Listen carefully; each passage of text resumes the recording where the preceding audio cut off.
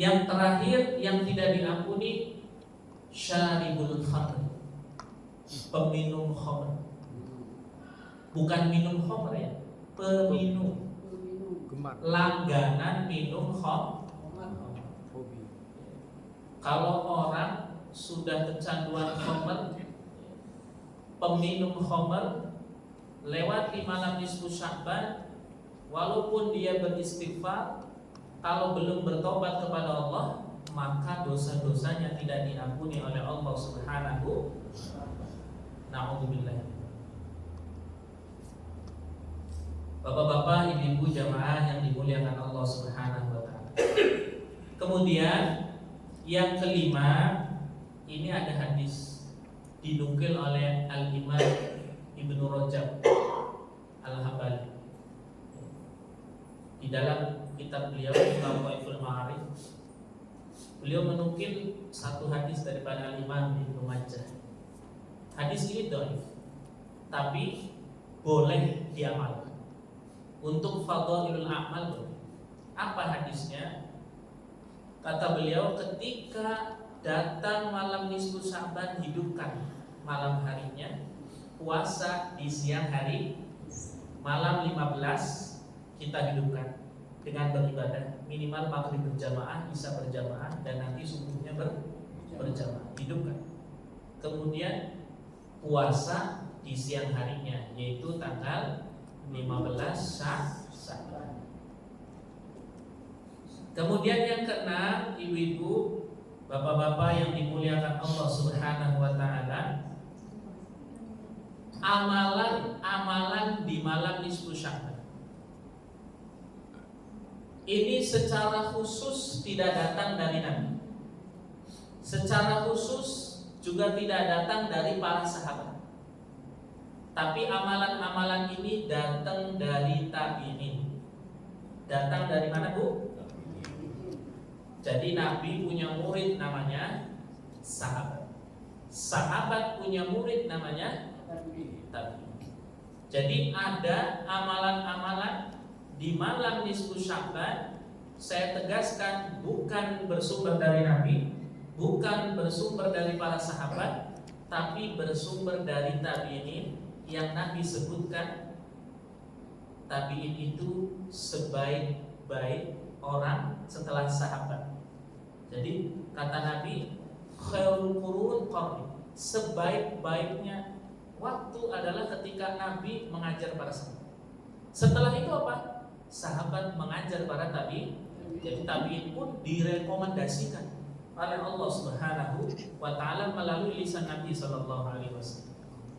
Jadi malam-malam nisfu Sya'ban, tabi'in muridnya para sahabat seperti Khalid bin Ma'dan, Imam Makhul, kemudian Imam Luqman Ibn Amil, mereka mengagungkan dan bersungguh-sungguh di dalam ibadah. Mereka nih, para tabi'in ini, malam nisfu Sya'ban mengagungkannya dan bersungguh-sungguh di dalam ibadah. Baca Qur'annya dikencengin, sholat sunnahnya dibanyakin, baca zikirnya, tasbihnya, sholawatnya, pokoknya di malam harinya dihidupkan. Di malam harinya apa? Diagungkan, dimuliakan. Minimal tadi sholat maghrib berjamaah, sholat isya berjamaah, sholat subuh berjamaah. Tapi kan tadi dijelaskan di awal, kalau orang yang cerdas nggak mungkin cuman berjamaah maghrib isya sama subuh, rugi. Baca Quran yang banyak, baca zikir, berdoa kepada Allah Subhanahu wa taala, mohon ampun, minta banyak kepada Allah Subhanahu wa taala. Wa idza sa'alaka 'ibadi 'anni fa inni qaribun ujibu da'watad da'i idza da'a. Kalau minta apa aja, minta aja sama Allah Subhanahu wa taala, selama yang kita minta bukan sesuatu yang mustahil. Ibu-ibu, ya Allah, saya pengen punya suami 4, nggak bisa, Bu. Amin. Bisa. Karena itu sesuatu yang mustahil. Atau sesuatu yang kita minta mungkin menjadi sebab kita jauh dari Allah, nggak bakalan dikasih oleh Allah Subhanahu wa taala. Ya Allah, saya pengen jadi presiden misalnya. Allah tahu kalau kamu jadi presiden nggak bisa lagi ibadahnya sekencang sebelum jadi presiden, nggak bakalan dikasih. Makanya Allah mengijabah doa seorang hamba selama yang doa itu bukan mustahil, sesuatu yang mustahil, atau yang dia berdoa itu bukan sesuatu yang malah menjauhkan diri dia kepada Allah Subhanahu. Jadi silahkan bapak-bapak, ibu-ibu, malam nisfu Sya'ban kita hidupkan dengan ibadah. Kita hidupkan dengan berzikir. Kita hidupkan dengan apa? Baca Al-Qur'an. Karena ini dilakukan oleh para tabi'in. Kalau kita mengikuti, berarti kita mengikuti ulama-ulama salaf. Karena ulama salaf itu 300 tahun awal. Tabi'in, bahkan tabi'in juga termasuk ulama salaf. Kemudian yang terakhir di bulan Sya'ban ini bulan untuk kita memperbanyak baca Al-Quran dalam rangka persiapan memasuki bulan Ramadan. Kemudian juga kita melakukan ibadah sosial. Para sahabat nih kebiasaannya di bulan Sya'ban mereka sibuk dengan ibadah sosial. Contohnya yang pengusaha udah ngitung tuh nanti berapa zakatnya. Itu biasanya para sahabat dilakukan di bulan apa? Bulan Sya'ban.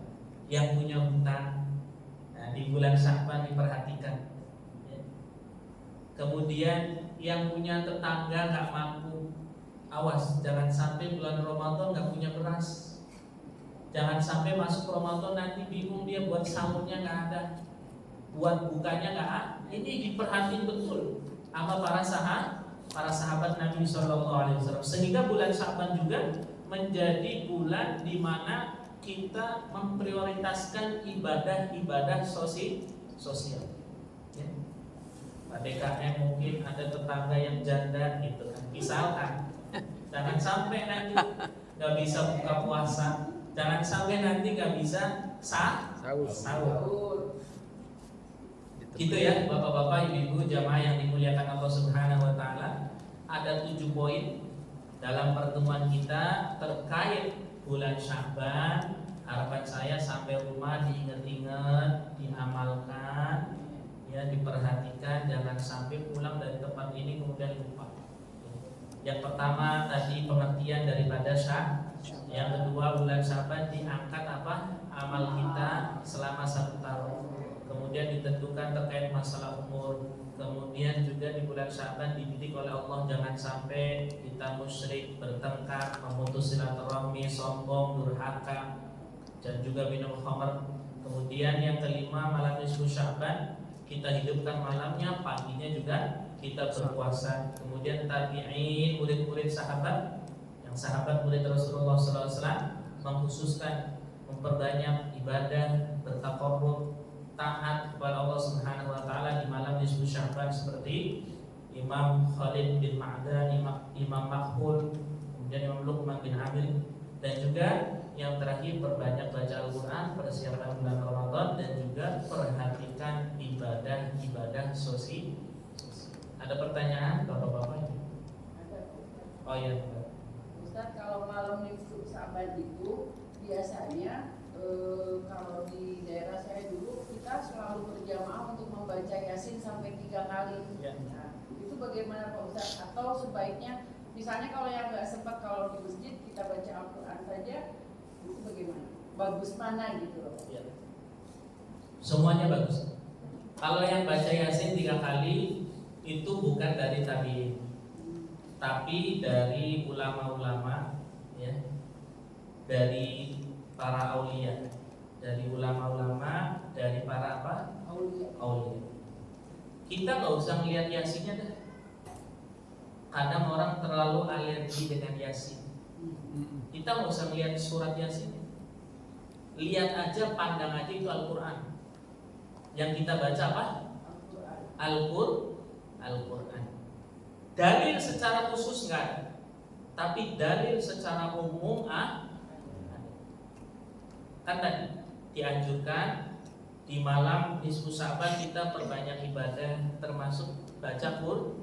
Bebas mau baca Al-Baqarah, mau baca ya, Al-Imran, atau misalkan An-Nisa, Al-Maidah, baca surat Yasin, boleh, terserah bebas. Yang penting tadi kita meyakini itu tidak ada dalil secara khusus, tapi dalilnya secara umum. Dianjurkan kita memperbanyak baca ayat-ayat suci Al. Jadi dalil itu beda dengan sesuatu yang dilakukan oleh Nabi. Dalil itu belum tentu dilakukan oleh Nabi. Ingat, dalil belum tentu dilakukan oleh. Kalau yang dilakukan Nabi udah mesti dalil. Paham gak? Dalil belum tentu dilakukan oleh Nabi. Tapi yang dilakukan Nabi udah mesti dalil.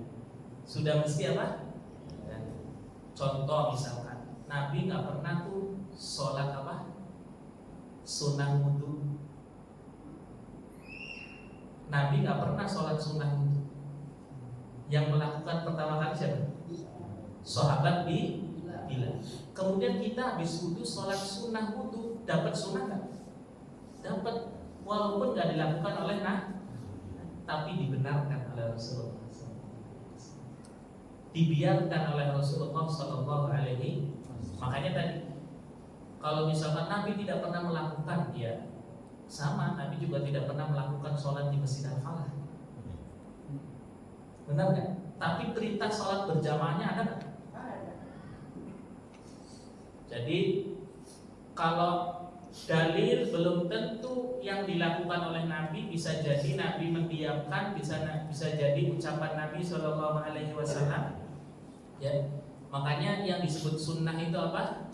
Ma usnida ila Rasulullah Shallallahu Alaihi Wasallam min qaulin wa fi'lin wa taqririn, perkataan, perbuatan, dan diamnya Rasulullah Sallallahu Alaihi Wasallam.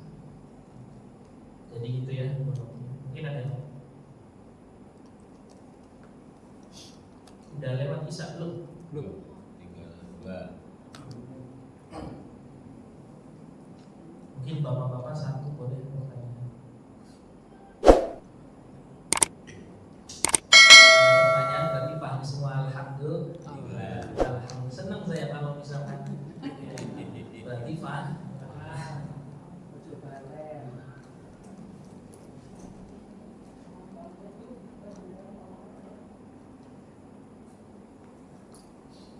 Kayak contoh, Nabi itu nggak pernah sholat taraweh berjamaah sampai akhir Ramadan, pernah nggak? Nggak ada dalilnya.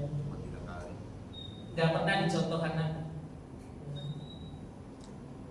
Kemudian apakah kita tidak punya dalil untuk melakukan sholat taraweh berjamaah di masjid? Bukan seperti itu caranya. Nabi nggak pernah zakat pakai beras.